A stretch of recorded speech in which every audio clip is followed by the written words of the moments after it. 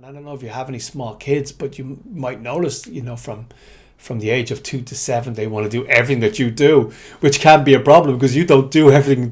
I've noticed that myself. I noticed that myself when my kids are growing up. Sometimes I'd see them doing things and I didn't like that they were doing it. And the problem was that that's what I do. I didn't like to see them doing it.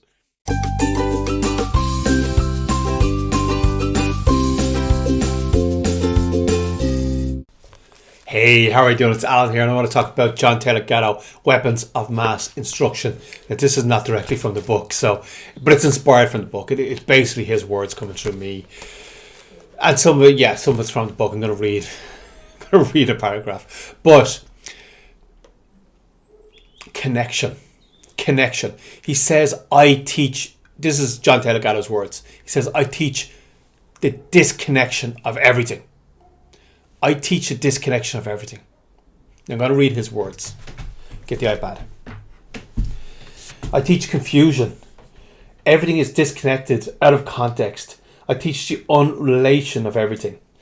I teach too much, fire drills, adjectives, orbiting a planet, slavery, computer, languages, guidance with guests that they will never see again. The law of large numbers, architectural drawings, standardized tests, age segregation, like no one will ever see in the real world. We believe that it's better to leave school with a toolkit of superficial jargon derived from economics, sociology, natural science, more than having one genuine enthusiasm, one genuine connection with a subject.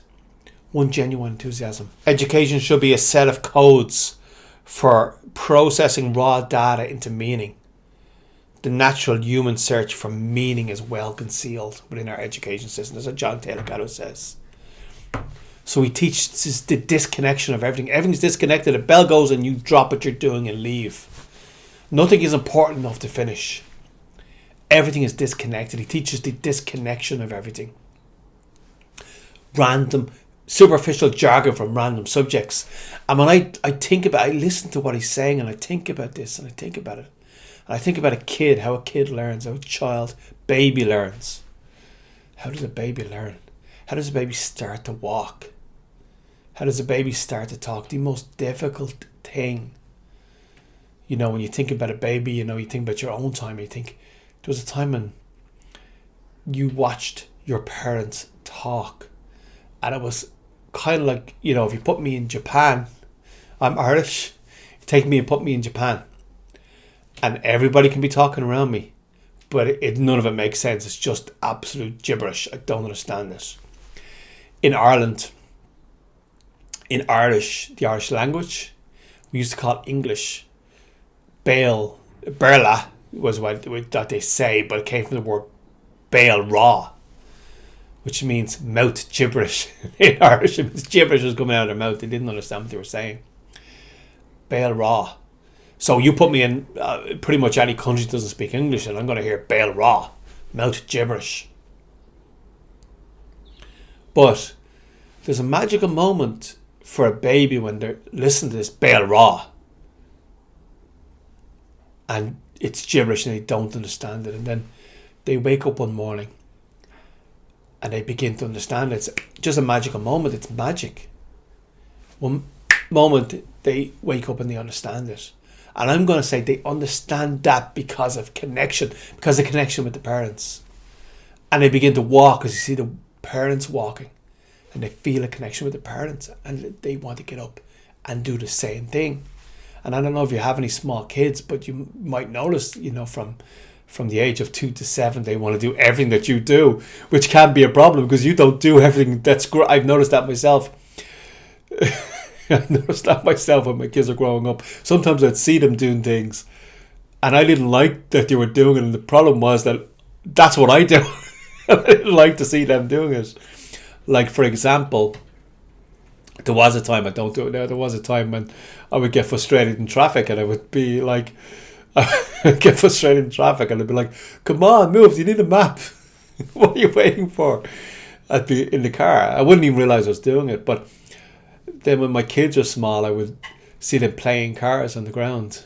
This is before iPads. There, you see them playing cars on the ground, even a little garage and roads and stuff, And I'd hear them say what I say.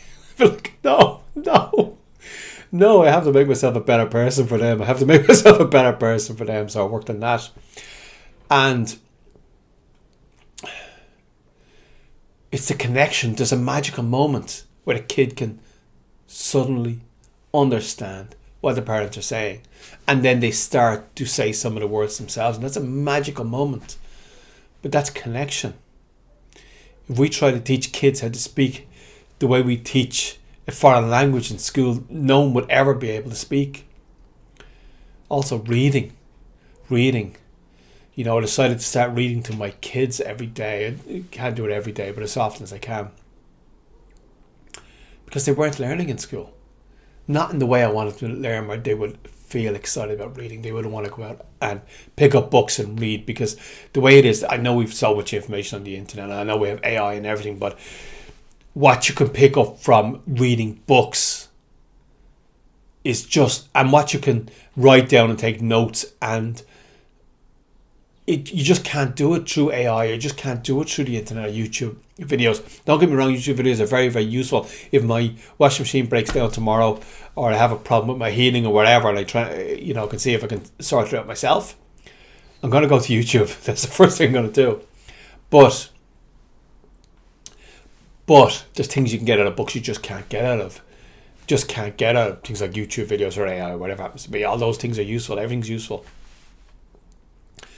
But it's the connections. When you feel the connection between the parent and the child, is why they want to learn. And then you go to school and they teach disconnection. They disconnect the child from their core passions, from their core excitement, from following their excitement. The more I look at it, the more I think, maybe Anthony de Mello, maybe John Taylor Gallo was right. Maybe the point of school is to disconnect you from your core passions, to break that connection from your core passions, and instead of that, give you the busy work of what John Taylor Gallo said. Hey, will I read again? The busy work of fire drills, adjectives, the orbiting of planets, computer languages, guidance with guests you will never see again, the law of large numbers, architectural drawings, standardized tests, age segregation that no one will see in the outside world, the disconnection of all of this busy work, and quadratic equations that you will never ever use again. So I just want to mention that maybe John Taylor Gallo was right. Maybe the only real way to learn anything really is through connection. It's through connection. Feeling the connection. And feeling excited and wanting to take action because of that connection. That's the way kids learn. If I married a woman from, let's say, Philippines or Japan, and we couldn't communicate, that connection would give you the motivation to want to communicate and learn the language. So, the connection is why we learn. So, now here, I just want to talk about, maybe John Taylor Gallo was right. School is teaching disconnection, and the way we need to learn is actually true connection.